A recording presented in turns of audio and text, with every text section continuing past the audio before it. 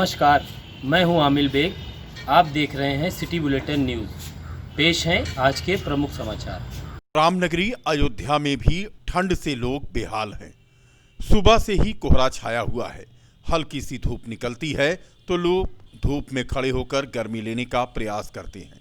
इसके साथ ही अयोध्या नगर निगम से अपील कर रहे हैं कि शहर के सभी जगहों पर अलाव की व्यवस्था की जाए, लेकिन नगर निगम ने शहर की कुछ चौराहों पर ही लकड़ियां गिराई हैं जिससे अलाव जल सकें। लेकिन लोगों का आरोप है कि जो लकड़ियां गिराई गई हैं वे गीली हैं, जिसके कारण केवल धुआं ही उठ रहा है, आग नहीं जल रही है। लोग कागज व दफ्ती जलाकर ठंड दूर करने का प्रयास कर रहे हैं। रामनगरी अयोध्या का रात का तापमान गिरकर 4 डिग्री सेल्सियस हो चला है। ऐसे में लोग घरों में दुबक कर अलाव का सहारा ले रहे हैं।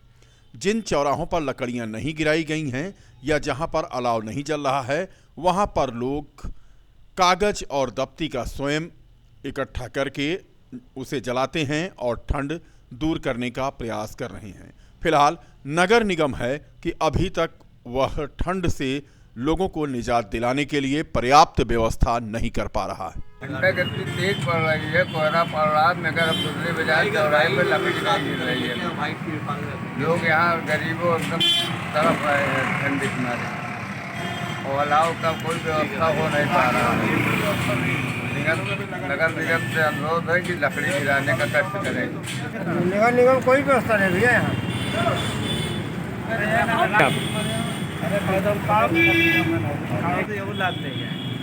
क्या लग रहा है, नगर निगम की व्यवस्था कोई है? नहीं भैया, कोई व्यवस्था नहीं। सब लोग अपने आप लकड़ी जला के ताप रहे हैं।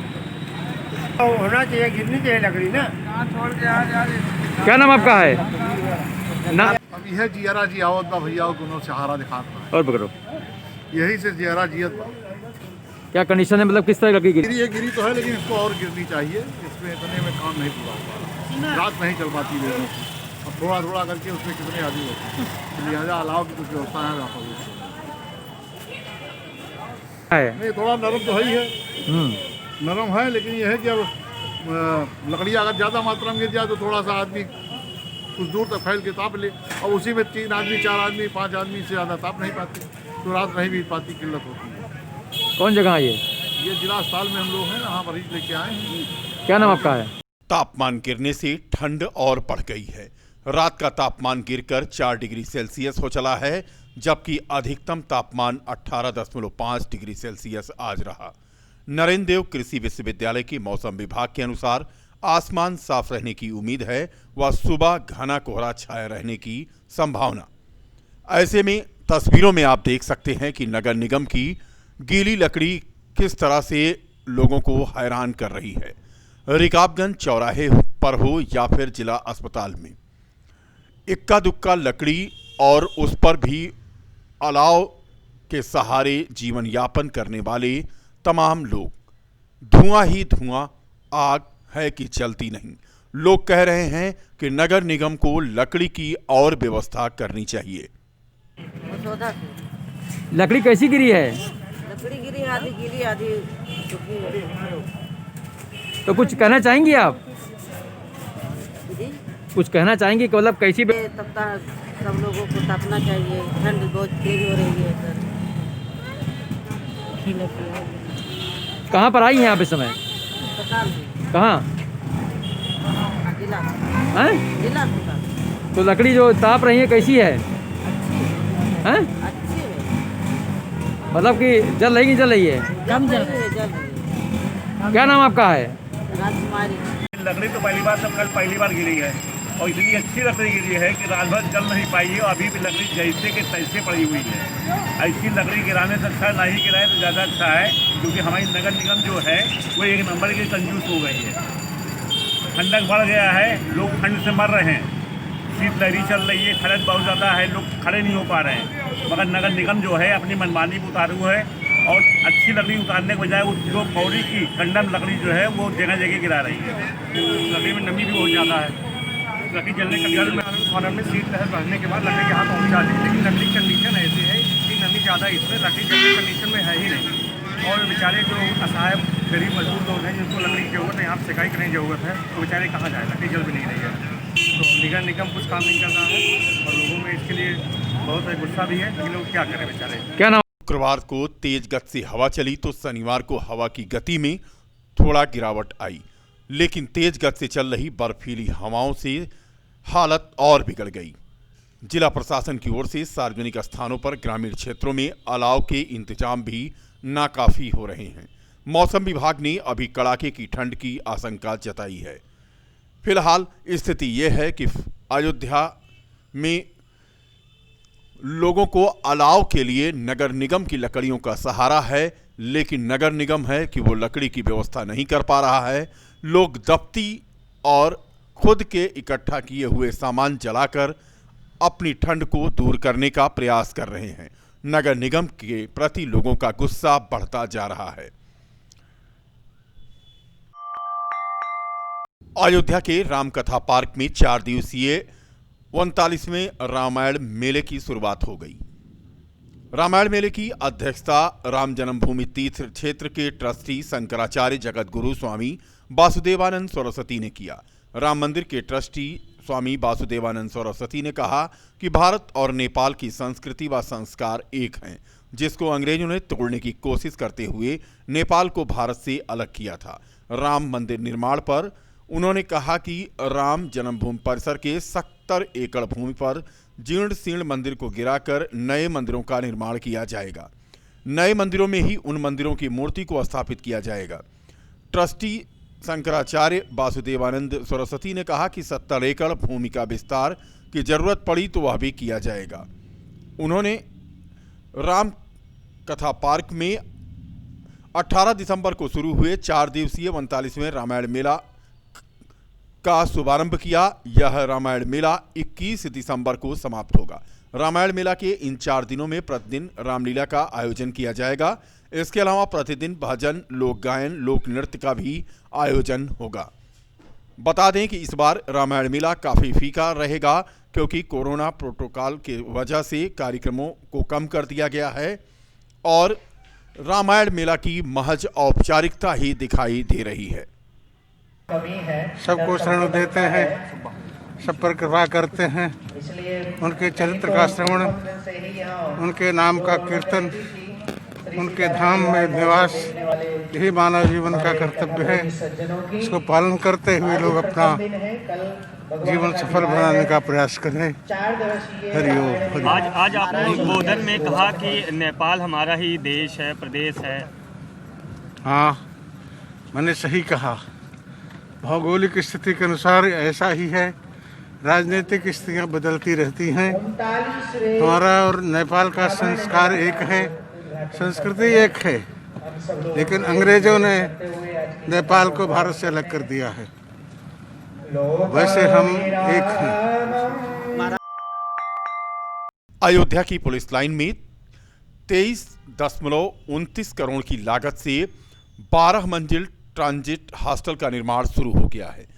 इस हॉस्टल के निर्माण से पुलिसकर्मियों के आवास का संकट समाप्त होने की उम्मीद जताई जा रही है। अयोध्या पुलिस लाइन में पहली बार 12 मंजिल इमारत होगी, जिसमें 2 ब्लॉक ए और बी का निर्माण किया जाएगा। ए ब्लॉक में 48 और बी ब्लॉक में इतने ही रूम सेट तैयार किए जाएंगे। कुल 96 फ्लैट के इस भवन के भूतल में वाहनों के पार्किंग की व्यवस्था होगी। पुलिस लाइन में बने आवासीय भवन काफ़ी पुराने हो चुके हैं। कई भवन तो जर्जर होने की वजह से रहने लायक ही नहीं रह गए हैं। पुलिसकर्मियों की संख्या में दिन ब दिन इजाफा होता जा रहा है। अति संवेदनशील रामनगरी की सुरक्षा में भी बड़ी संख्या में पुलिसकर्मियों की तैनाती है। ऐसे में उनके आवास की समस्या होना भी संभावित है। इसी समस्या के समाधान के लिए ट्रांजिट हॉस्टल का निर्माण किया जा रहा है। हॉस्टल के निर्माण का जिम्मा उत्तर प्रदेश राजकीय निर्माण निगम के पास है। प्रत्येक ब्लॉक में सीढ़ियों के साथ 2 लिफ्ट भी लगाई जाएगी। हॉस्टल निर्माण के लिए फांगिंग का कार्य पूरा हो गया है। राफ्ट का कार्य चल रहा है। प्रोजेक्ट इंचार्ज अभिजीत पांडे ने बताया कि लगभग 756 स्क्वायर मीटर एरिया में हॉस्टल का निर्माण किया जा रहा है और इसे पूरा होने में लगभग 1.5 वर्ष का समय लगेगा। एक्चुअली हम लोग यहाँ पे पुलिस लाइन अयोध्या में S+12 की 2 अपार्टमेंट बना रहे हैं, 2 टावर बना रहे हैं, जो कि सीधे हमारे कप्तान साहब से द्वारा निर्देशित ये द्वारा उनका प्रोजेक्ट है।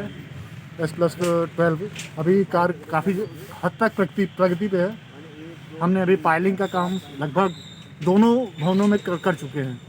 पाइलिंग के बाद हम लोग राफ्टिंग करेंगे। राफ्टिंग करने के बाद हमारे कॉलम और बीम के स्ट्रक्चर आगे चालू होंगे। हमारे टीम में क्या कहते हैं, मतलब क्या पूछना चाह रहे हैं, टोटल वहाँ में 50 स्ट्रेंथ लेबर की टीम कार है। बाकी हमारे टेक्निकल नॉन टेक्निकल स्टाफ के कार हमारा 15 नवंबर से शुरू है। लगभग हमने 1.5 महीने का समय किया। 1.5 महीने तक आप अंदाजन लगा सकते हैं, 1.5 महीने तक का हमने समय यहाँ पे दिया। बाकी दोनों आज मौजूदा हालत में दोनों भवनों के पाइलिंग का काम हमने पूर्ण रूप से कंप्लीट कर चुके हैं। 18 महीने का है लक्ष्य। महीने हमारा 18 महीने के अंदर ही हमने इस कार्य को पूर्ण रूप से इस पूरे दोनों भवनों का कार्य पूर्ण कर लेंगे। और राम जन्मभूमि की तर्ज पर कृष्ण जन्मभूमि के लिए भी आंदोलन होगा। यह जानकारी कृष्ण जन्मभूमि निर्माण न्यास के अध्यक्ष देव मुरारी बापू ने दी। उन्होंने बताया कि जिस तरह से अस्मिता पर आघात के चिन्ह से मुक्त हो राम जन्मभूमि पर भव्य दिव्य मंदिर निर्माण की तैयारी चल रही है, उसी तरह अस्मिता के आघात के चिन्हों से मुक्त कर कृष्ण जन्मभूमि पर भी भव्य मंदिर का निर्माण सुनिश्चित होना चाहिए। इसके लिए अदालती लड़ाई से लेकर आंदोलन की तैयारी की जा रही है। कृष्ण जन्मभूमि निर्माण न्यास के अध्यक्ष के अनुसार कृष्ण के सखा की ओर से मथुरा के जिला जज की कोर्ट में परिवाद दाखिल किया गया है। इसमें कृष्ण जन्मभूमि परिसर से शाही ईदगाह हटाए जाने की मांग की गई है। इसी के साथ ही कृष्ण जन्मभूमि न्यास सांगठनिक विस्तार में लगा है।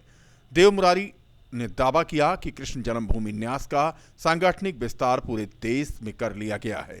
इसी कड़ी में वासुदेव घाट स्थित राम बैदाही मंदिर पहुंचे देव मुरारी बापू ने संतों के साथ बैठक की और उन्हें न्यास की केंद्रीय एवं स्थानीय इकाइयों की जिम्मेदारी सौंपी। श्री कृष्ण जन्मभूमि निर्माण न्यास ट्रस्ट का जो हमने गठन किया है उसी के संबंध में आज अयोध्या श्री खड़ेश्वरी मंदिर में यह बैठक संतों के साथ, कथावाचकों के साथ, धर्माचार्यों के साथ हमने की है। हमारा ट्रस्ट 23 जुलाई हरियाली तीज को 4 महीने पहले रजिस्टर्ड हुआ है और रजिस्टर्ड होने के साथ साथ ही 14 प्रदेश के 80 संत धर्माचार्य इसमें जुड़े थे। आज इसकी स्थिति में आज 18/12/2020 को हमारे ट्रस्ट से 23 प्रदेश के धर्माचार्य जुड़ चुके हैं, जिसमें संख्या 500 पहुंच गई है। 23 प्रदेश के प्रदेश अध्यक्ष संत धर्माचार्यों को हमने नियुक्त किया है। इसके साथ साथ उत्तर प्रदेश में हमने 44 जिला अध्यक्ष श्री कृष्ण जन्मभूमि निर्माण न्यास ट्रस्ट के नियुक्त कर दिए। इसी क्रम में बाराबंकी में कल मैंने जिला पदाधिकारियों का बैठक करके वहां पर मजबूती किया है। साथ साथ आज अयोध्या में हमने जिला अध्यक्ष, जिला सचिव, उपाध्यक्ष, महासचिव, वार्ड अध्यक्ष तक का मैंने नियुक्ति आज किया है और इसमें हमारे राष्ट्रीय स्तर के पदाधिकारी भी जुड़े हैं। इसलिए आज हमने यहाँ बैठक करके प्रेस वार्ता के माध्यम से श्री कृष्ण जन्मभूमि ट्रस्ट का जो उद्देश्य है, मथुरा में श्री कृष्ण जन्मस्थली गर्भगृह से लगी हुई शाही ईदगाह जो मस्जिद बनी हुई है उसको हटाने का न्यायालय के द्वारा, शासन प्रशासन के द्वारा जो ट्रस्ट की मुहिम चलाई जा रही है, इसी क्रम में हमने यहाँ पर आज ये बैठक की है। और हमारे ट्रस्ट का मूल उद्देश्य है कि जनमानस को जोड़कर राष्ट्रव्यापी आंदोलन चलाते हुए न्यायालय कोर्ट में भी इसका परिवाद दायर किया जा चुका है और उस मस्जिद को वहाँ से हटाकर अयोध्या में जैसे भव्य श्री राम मंदिर बनने जा रहा है, उसकी शुरुआत हो चुकी है, उसी तरह मथुरा में श्री कृष्ण जन्मस्थली पर भी भव्य मंदिर बने, ये हमारे ट्रस्ट की प्रमुख मुहिम है। उत्तर प्रदेश के मुख्यमंत्री योगी आदित्यनाथ रविवार को अयोध्या दौरे पर होंगे। वे अयोध्या जिला मुख्यालय से लगभग 50 किलोमीटर दूर रायबरेली मार्ग पर स्थित यंडी यूनिवर्सिटी कुमारगंज में 3 दिवसीय किसान मेले का उद्घाटन करेंगे। यह किसान मेला 22 दिसंबर तक चलेगा। मुख्यमंत्री आदित्यनाथ दोपहर 12 बजे पहुंचेंगे और 4:05 पर विश्वविद्यालय से लखनऊ के लिए रवाना होंगे। लगभग 4 घंटे मुख्यमंत्री कृषि विश्वविद्यालय में अनेक कार्यक्रमों में शिरकत करेंगे। कृषि विश्वविद्यालय में मुख्यमंत्री योगी आदित्यनाथ के दौरे को लेकर तैयारियां अंतिम चरण में हैं। आज तैयारियों का जायजा लेने पहुंचे कृषि विश्वविद्यालय के कुलपति प्रोफेसर विजेंद्र सिंह ने कहा कि मुख्यमंत्री योगी आदित्यनाथ दोपहर 12 बजे पहुंचेंगे और वो 3 दिवसीय किसान मेले का उद्घाटन करेंगे। इसके अलावा विश्वविद्यालय परिसर में बने पशु चिकित्सा केंद्र का भी लोकार्पण करेंगे। इसके साथ कुछ और भी कार्यक्रम है जिसका वे लोकार्पण और उद्घाटन करेंगे। प्रोफेसर विजेंद्र सिंह ने कार्यक्रम की जानकारी देते हुए बताया कि 3 दिवसीय किसान मेले में कई जनपद के किसानों का जमावड़ा होगा और वे खेती के नए तकनीक से रूबरू होंगे। उन्होंने फसलों के बीज, कृषि यंत्र व आधुनिक खेती के बारे में जानकारी देने की बात कही। कृषि वैज्ञानिक 3 दिवसीय किसान मेले में खेती के बारीकी से तकनीकी की जानकारी किसानों तक पहुंचाएंगे। इसके अलावा प्रदर्शनी में फसल के बीज व कृषि उपकरण भी रखे जाएंगे। मुख्यमंत्री जी का जो प्रोग्राम है अभी तक 12 बजे तक आ जाएंगे प्रांगण में। इसके बाद आचार्य नरेंद्र देव जी की प्रतिमा पर माल्यार्पण करेंगे, पंडाल में आएंगे, प्रदर्शनी का उद्घाटन करेंगे। इसके बाद जो है किसानों से संवाद करेंगे कि अपनी बात करेंगे और उसमें जिले के सांसद, प्रदेश के माननीय कृषि मंत्री श्री प्रताप शाही जी, राज्य मंत्री, हमारे अपर मुख्य सचिव, जिले के जितने भी विधायकगण हैं, जनप्रतिनिधि हैं, जो आसपास के ज़िलों के भी जो किसान हैं वो बड़ी संख्या में यहाँ पर कल तो पधार ही रहे हैं। ऐसे ये किसान मेला 3 दिन का है जिसमें कृषि से जुड़े विभिन्न विषयों पर यहाँ पर किसान गोष्ठी का टेक्निकल सेशन का भी आयोजन किया गया है। किसानों से जुड़ी सारी बातें यहाँ पर बताई जाएंगी। किसानों के मन में तकनीकी को लेकर कोई अगर शंका है तो हमारे विशेषज्ञ, वैज्ञानिक, अध्यापक, subject matter specialist, state government के लोग रहेंगे। सभी लोग मिलकर उनसे बात करेंगे ताकि खेती किसानी में कैसे उनकी आमदनी को दोगुना किया जा सके और उनके आय को बढ़ाया जा सके। राम मंदिर निर्माण को लेकर भाजपा के पूर्व राज्यसभा सांसद विनय कटियार ने आज कहा कि राम विवाह बारात यात्रा को भव्य रूप से निकाले जाने की परंपरा शुरू कराया गया था, जिससे अधिक लोग अयोध्या आए और अयोध्या में एक उत्सव का माहौल बने। अब अयोध्या के संत इस कार्य को कर रहे हैं। हमारा काम लोगों को जागृत करना था और आज अयोध्या के कई मंदिरों में राम बारात निकाली जाती है। विनय कटियार ने बताया कि राम मंदिर का निर्माण मजबूत होगा। यहां पर जितने भी इंजीनियर कार्य करने में लगे हैं सभी अच्छा कार्य कर रहे हैं। पूरी टेस्टिंग के साथ कार्य किया जाएगा, कहीं कोई समस्या नहीं है। नदियों और समुद्र पर बड़े बड़े पुल बनाए जाते हैं, उसी तरह से मंदिर निर्माण के लिए भी पुल बनकर खड़ा हो जाएगा। उन्होंने कहा कि राम मंदिर मॉडल और बड़ा स्वरूप देने के लिए उसका विस्तार किया गया है। जहां तक सवाल धन संग्रह का है तो वह देश में जन जागरण अभियान के तहत इकट्ठा किया जाएगा। बारात जा रही है, ये अच्छा हुआ है, बढ़िया हुआ है, मजबूत होगा।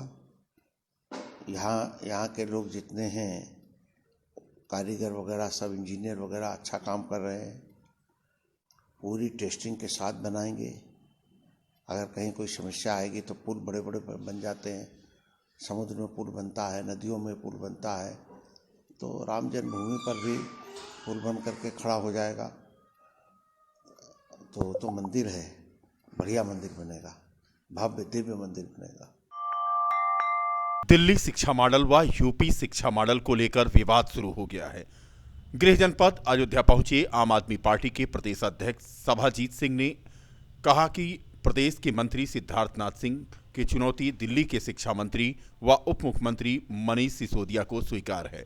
उन्होंने कहा कि 22 दिसंबर को मनीष सिसोदिया लखनऊ पहुंच रहे हैं। सिद्धार्थनाथ सिंह समय और स्थान बताएं।